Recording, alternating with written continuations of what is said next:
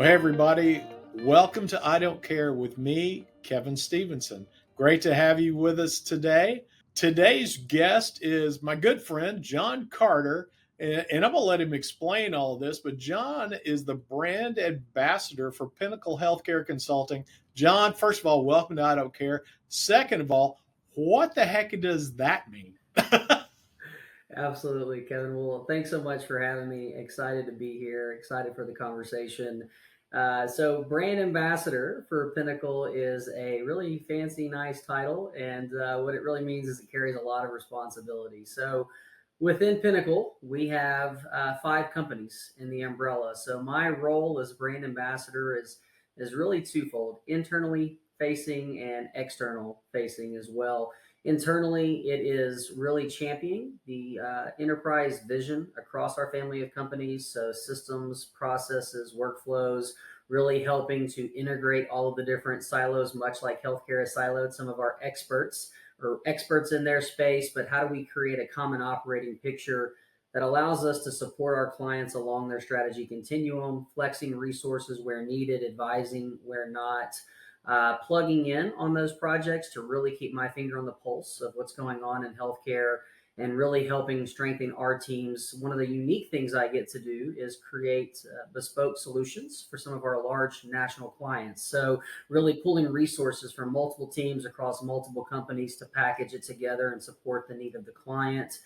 Externally, it is all things marketing and branding. That includes our social media, that includes our thought leadership, that includes our conferences and attending those conferences, not only to cultivate meaningful relationships as a trusted advisor and connecting our experts with client needs, but also for education to keep my sword sharp and to keep my finger on the pulse of everything that's going on in healthcare and all of our different realms to really help understand not only challenges and how we can support our clients, but also how we can take those best practices from across the nation, share them with our internal team, and use them for further research to advance not only our own initiatives, but those strategic objectives of our clients. So it's a really fun job. It's something that my ADD loves because I'm working on 20 different projects at any given time. It also means that it comes from every direction at all hours of the day, but I wouldn't trade it for the world. Very happy to actually be a part of Pinnacle and to get to do all the fun things they allow me to do. That's great. Yeah. You and I are kind of cut from the same cloth, and it's the same thing with me here in my position. There, multiple projects coming from everywhere, and yeah, we started talking about this almost 2 years ago now. You being on the podcast when I was we saw each other at ACHE Congress back in I think it was March of 23. So it's about time you made it on the show.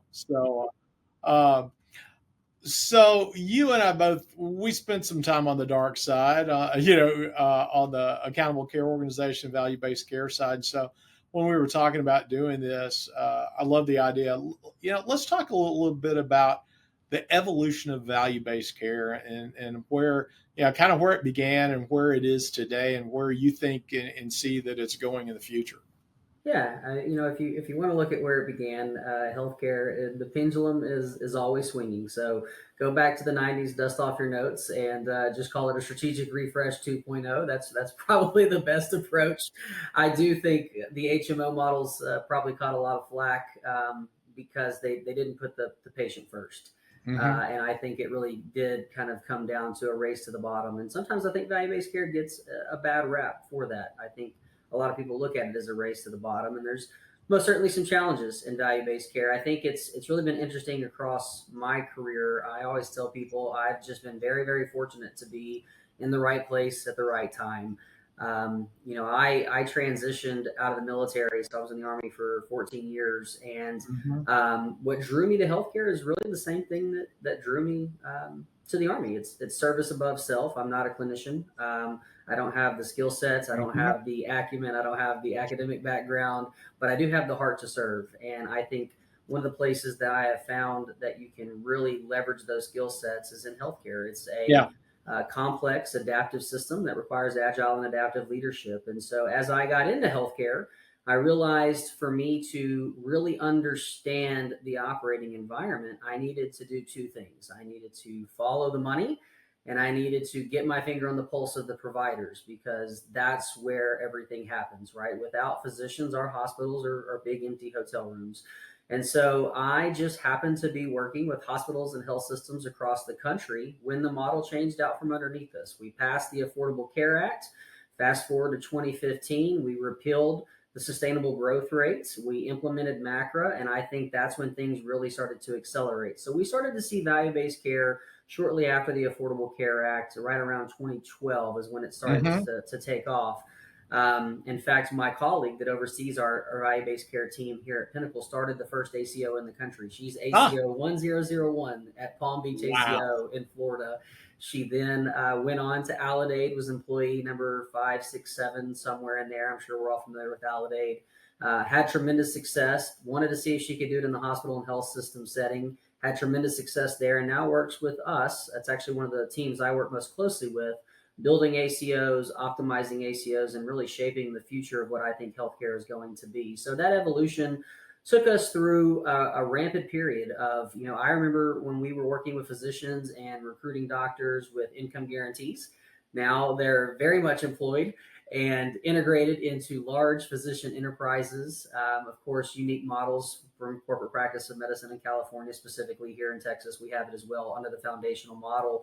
Those models started to really take off. I think that was the catalyst that started us down the train, or I should say the train down the tracks, and really led us to a evolution of multiple different models. So you've seen accountable care organizations, you've seen patient-centered medical homes, comprehensive primary care initiative, primary care first, direct contracting models. A lot of work that you all have probably seen in the hospital is the BIPC model, right? So bundle payment for care improvement, comprehensive joint replacement, Medicare shared savings. All of those different models, I think, were really designed to test and experiment what it was going to take for healthcare to be successful. When I look at the evolution of value based care, I kind of look at the risk continuum. So I look at how did we get from fee for service to quality incentives to performance based contracts or pay for performance into shared savings, so MSSP, next gen models, bundled payments, shared risk, partial capitation, right? So think of the ACO REACH models, think of some of the new models that are coming out, all the way to total capitation. There's a new model coming out called the AHEAD model that actually is just now starting, which is an all payer health equity model. It's a Okay. state total cost of care model. It's going to be commercial and private insurers that are going to be working to control total cost of care, as you'd imagine. Maryland is one of the test grounds there. I think Vermont is also going to be doing it as well. So um, I think the takeaway of where we are, and probably more so where we're going, is within CMMI. So I was at a conference recently where Liz Fowler, the director of Hmm. CMMI, said, we're doubling down 100% on Medicare lives in an accountable arrangement by 2030. And to give context to that 2030 number, I don't think sometimes people realize where that number came from. So, just a quick step back, the baby boomer generation are those that are between 1946 and 1964. Uh-huh. You add 65 years to 1964, that gets you to 2029. So, by 2030, the entire baby boomer generation will be in the Medicare age bracket. Right. That's Right. where the number came from. Yeah. She said, it is a marathon, it's not a sprint. Come to find out, it's an ultra marathon. We're in this for the long haul. But I think that what you're finding is creative ways to test models to really move the needle forward in value based care. Trying to balance predictability with the regulatory and statutory environment, right? We kind of go back to MACRA. You look at MIPS or alternative payment models. MIPS by 2022, I think, 19, 20, 2022. Yeah, so by 2022, we hit the plus or minus 9%, which is budget neutral, right? Sometimes we're robbing Peter to pay Paul. So all of that to say, we continue to test new models. We continue to move the needle. We have to find a way to get away from acute episodic care into preventative whole person care. And that, I think, is the evolution. I think that is the push. And that's really where we are today, testing all of these Mhm. different models. I most certainly have some theories on where we're going, but today I think it is taking the best application of all of these models and trying to figure out what works to create an environment where people are more comfortable taking on risk. Yeah. Well, and John, I mean, you're talking about the evolution and where we are today in that preventative care model. You know, trying to encourage the patient to assume some level of risk. That's a question that we've all faced for a number of years now. What are your thoughts in and around that? How can healthcare providers educate that patient to, say, look, hey, we're in Texas. I know you love your chicken fried steak and your barbecue, but how do you balance that with your health? And so what are your thoughts in and around that? Yeah, I think it's a challenge. It's always going to be a challenge, right? Hmm. When it comes to patient adherence, there's always going to be wins. There's always going to be losses. My good friend Scott Hurst, I think, was Hmm. recently on your Yeah, podcast as he well, and was. I thought he made some very valid points that we really have to get upstream to the employers. Yeah. The employers have to get involved. We have to understand what it's going to cost these employers, what it's going to take to work with these payers. And I also think that we have to make a strong push towards preventative care. So when you look at some of these plans, right, a lot of taking on the risk from, and I'm not here to give favors to any of the payers, although I do work with some, but I've also spent a lot of time on the provider side, and I've had many of the same fights that our organizations are fighting. But what I will say is, in fact, I think Christian was on your podcast as well, another good friend, who said that Yeah. the payers are frankly tired of the cost shifting, right? And so Hmm. part of passing on the risk is also taking ownership of the programs. So the wellness programs, finding resources for behavioral health, finding all of the things that we need for diabetes, for obesity, for smoking cessation, all of these things that are going to create healthier outcomes. I think right now, what we've seen in value based care, at least in the evolution, is a beginning of we worked on the process. So we were rewarding the process, and now we're seeing a shift to we're rewarding the outcomes. We are moving to an era where you're going to see no outcomes, no income, right? And so the three-legged stool is the providers, it is the payers, and it is the patient. And I think that all three of them need to take responsibility. Now, if you solve the conundrum of patient engagement and adherence, I think you would be a miracle worker. But you have to do the best with what you have. And I think the more you show that you care and the more that you're invested in those patients, the more you're going to see an increase in those quality outcomes. And I think the other point, again, that Scott made is we've got to start early. Value based care to me is planting a seed for a tree whose shade we will never sit. We are shaping the future of what our children and our grandchildren's healthcare will look like. And that means we need to start with our children, right? We need to start with pediatrics, and we need to find ways to incentivize healthy eating, incentivize healthy options within schools, incentivize programs that reward the things that are going to stave off long-term chronic care, chronic conditions. Yeah. Well, and we have seen, that when the employers do draw a line in the sand, we've seen it work. Many employers have the non-smoking pledge, and the healthcare premium incentives are in and around that, and sometimes penalties too for those more forward-thinking employers. We've seen the same thing with the in and around, where you can earn points to basically pay down your premium through a wellness center, you know step programs, you name it. So it does work. But you have to be, as you said, you've got to be diligent about it, and you do have to start really early.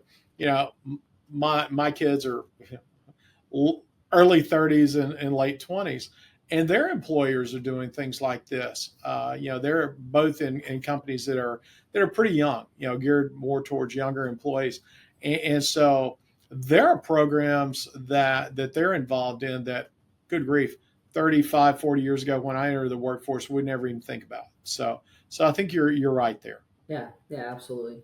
Well, and I think we have a long way to go. And it looks like I Yeah. may have froze. I apologize, but looks like we've got a long way to go. But I think that's inevitably where we have to go. You know, we're we're rapidly approaching 20% GDP. We saw Hmm. we saw it come down, but that's also because frankly, some of the dollars went up Right. in terms of what we put into the economy. But we've got to do something to curb the cost. And at what way do we do that and still provide quality health care? I think is really the biggest challenge. One of the initiatives that we're working diligently on is the integration of specialists into Hmm. value-based care. I think what we've done is we've done a good job in the primary care market. We have Yeah. shown that there is opportunity in delayed gratification if you do the work, and not only do you see the outcomes improve, but Hmm. 18 months from now you're going to see the rewards from that labor. In the specialty care, it's been really hard to tackle. And so, CMMI again has pushed out two recent articles about their strategic refresh that focus on integration of specialty care.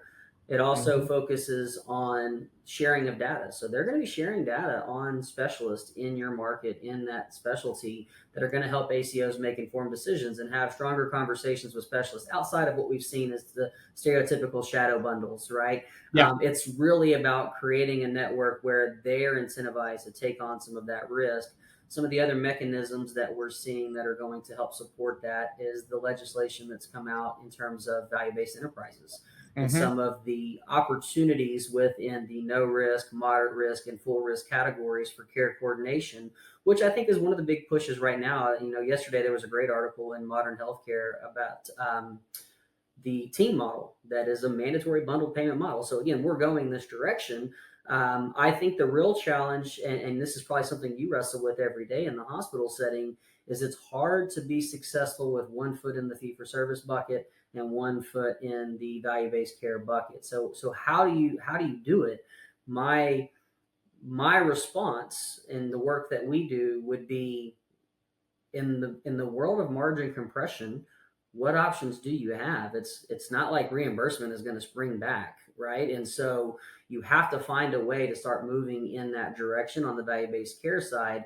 But if you do it correctly, I think it's a way to optimize the system because you're providing quality care, improved outcomes, which generate shared savings on one side. So a high margin, high EBITDA return. And on the other side, you're freeing up capacity from a constrained environment where you have limited resources. Our hospitals are resource constrained and capacity constrained. We just don't have enough physicians. And as our population ages, they need more access to specialty care. So if we're working in both sides correctly, we're creating capacity on one side that maximizes and optimizes good fee for service and provides good quality care by getting the right patient, the right intervention at the right time. And we probably need to look at alternative models where our specialists are not providing a lot of the primary care services, right? So, cardiologists, doing a lot of PCP visits versus being in the cath lab. Orthos doing the E&M visits when they'd rather be in the OR. So, how do we work on both sides to optimize the entire model that holds the business right in a, Hmm. in a position that we're not continually operating at negative margins, or at least finding opportunities to diversify our revenue streams, and B, doing well while doing good. Yeah, I'm glad you brought up that topic because I read an article last week. As we baby boomers continue to age, we are 1.4 million physicians in the hole. And so we've got to look at how can we broaden that level of access. I got a couple of stories, that go right along with what you just said. Cardiology doing primary care, and God bless them. I mean, we see cardiologists now that are trying to impact their patients. A1C. They're trying to do everything else, but that, as you said, that's pulling them out of the cath lab. They're having to pick up that slack in the dearth of primary care, and so that's one area that I've seen personally, and number two, yeah, I see this not only in the physician associations, but also you know uh, love nurses, but the nurses like to do what falls within their scope of practice, and that has become it's become a burden on many because you hear stories on a regular basis of you know 6, 8, 10 week times to get an appointment in a specialist office because they don't have a mid-level provider that's in there doing clinic, and so the physicians have to do it. Right. So we've got to continue to solve that issue, allow a broader scope for mid levels to be able to do kind of the basic stuff, that physicians back, 50, 60 years ago, even 20 years ago, used to do on a routine basis. Yeah, and on the specialty side, you're continuing to see subspecialization, and so Yeah, if you go to your ortho spine, they're not wanting to take any general case, right? right. I would say we have to optimize the model in a team based environment, and that does not necessarily. I'm not advocating for scope creep, but what I am saying is that we have Mhm. to allow our practitioners to operate at the top of their licensure, Right. and they have to know how to move someone into another category or get another provider or physician involved when they've reached that limit. But I think that team-based care is frankly one of the reasons that we've been able to stave off to some degree the challenges that are continuing to come, because you're absolutely right. When you look at the physician workforce, if I look at family medicine and I look at internal medicine, let's say there's roughly 90 to 100,000 in each. That's a good number. But when I look at my specialty care, I look at the dwindling number of urologists. I look at the dwindling number of GIs. I look at the dwindling number of nephrology, cardiology, ortho. The list goes on.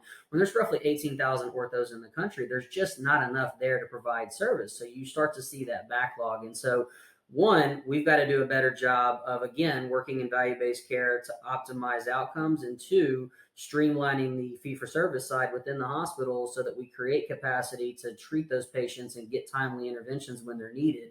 And that's why I think as a healthcare ecosystem, we have to look at it holistically. I'm not saying that fee for service is going to go away anytime soon. There's a lot of momentum behind it.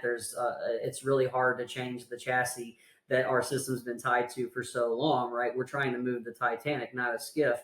But I think that the outpatient side will see capitation much more quickly than we will see in the hospital environment. And so again, how do you navigate both sides of that fence to create better outcomes? Going back to the no outcome, no income, there's been a lot of talk about primary care providers and specifically primary care physicians being the quarterback of healthcare. I am not necessarily a fan of that analogy. I know a lot of people are, but I think it's more realistic that they're point guards. I think when you think of it from a quarterback perspective, you throw the ball and the receiver is the specialist, it doesn't come back. You don't know. You don't know what happened, right? And so, from a point guard perspective, the ball should always be coming back through the primary care to coordinate all of those services. And we need to reward them for the work that they do. And that's the hard part on a work RVU perspective, right? Is that high revenue generating specialists generate more work RVUs. And so it becomes a challenge in the entire ecosystem of how do we manage it financially. But I know that we're going to continue down this path and it's only going to get harder. And so we have to figure out how do we maximize both sides to ensure that we create continuity and stability for our communities and that we're providing the right care for the right patient at the right time, because frankly that's our mission. That's why we chose healthcare. Yeah, absolutely. And your point guard analogy is dead on because in your quarterback model, yeah, that specialist gets out there and then they start taking over and scope creep happens. But if it's fed back into the primary care physician, then there there is so much better care coordination across the board. We run into all the time. And even in my own family, I'm at the age I got multiple specialists now, right? And so everybody's prescribing something, and then you go to your primary care doc, and they're like, "I didn't know you were on this," and so if you've got that one point guard that's taking care of that, all of your care, then that coordination is so much better. Yeah. So Yeah, yeah, I agree. that's great. Hey, in the few minutes we've got left, let's talk a little bit about something else. That there are places like Walmart and some other large organizations are doing. Funneling specific surgeries, specific procedures to centers of excellence. Let's talk a little bit about that because that gets real controversial. It's interesting. When you brought that up, I didn't think we were taking a left. I thought we were taking a right, and you were going to talk about how these retailers have failed epically in primary care. But even within our IPA, right? So I Yeah. used to run network operations for a large IPA with 650 plus physicians across 250 practices, neurosurgery to pediatrics. Uh-huh. Those employers, Walmart being one of them, came to us and said, "You've got groups within your organization that meet the criteria for centers of excellence." And I think what they have found is that um, that's where we're going Yeah. as a country. That's where we're going. And it is controversial, but if they have found that we're going to get a better outcome if we spend the money for our patient to leave our state to go to another state, to put them up, travel expenses included, to get the procedure and come back, because we know they have a higher quality, lower cost, and lower risk of readmission, that's probably telling. And I think that what you're finding is that's where we're going. In fact, this is a great segue, not just in centers of excellence, but when I talk about CMMI and sharing data and all of the things that are coming down the pike, we're finding that a lot of these models have developed because it's been so hard to bridge the gap between specialty care and primary care in a value-based care arrangement. So what's happened is PMPM dollars that were going to primary care providers under the Medicare Shared Savings or your ACO model or whatever program you were in have been carved out. If you look at what's happening after the Cures Act, and now nephrologists are taking attribution and doing a wonderful job, right, in terms of managing that population, managing those patients. But those are PMPM dollars that are going to them under their chronic care, the CKCC model, right? If you look at the GUIDE model, which is coming out for guiding an improved experience in dementia patients, you're going to see probably some neurologists that are going to be taking some of that PMPM. If you look at the enhanced oncology model, where you have oncologists that are taking full capitated risk for cancer patients, that's PMPM dollars, right? And so what's happening is the dollars are being carved out and shifted over to the specialist, which to our earlier point is a bit of a challenge because there's not enough capacity constraints. So how do we bridge the gap to bring them back together? And that's some of the work that we're seeing in value-based enterprises, care coordination, risk arrangements. Not to say that we're there yet, but in a perfect world, you could create a subcap network of specialists that would take on that risk and then be rewarded for the shared risk that they take on in part of that arrangement. And I think that's the evolution behind CMMI's strategic refresh to engage specialists and share data. That's where we're going. How do we get there? Okay. Very good. Hey, John, it's been great not only to see you and talk to you, but you brought some great insights to the show. Any last words in our last couple of minutes? Kevin, it's always a pleasure to be with you. I love catching up. Hopefully, next time it's in person over some coffee, but this has been a phenomenal experience. Appreciate the time. And certainly, if anybody has any questions, I'd be happy to continue the conversation or connect them with some of the experts on our team. My email is jcarter at askphc. So jcarter at askphc.com. Great. Thanks for that. John Carter, brand ambassador for Pinnacle Healthcare Consulting. Thanks again for joining me today on I Don't Care with me, Kevin Stevenson. And you, audience, I appreciate you as always. I know you've got other avenues of education and entertainment. I'm just glad you chose I Don't Care for that choice today. So with that, we will see you next week. Take care.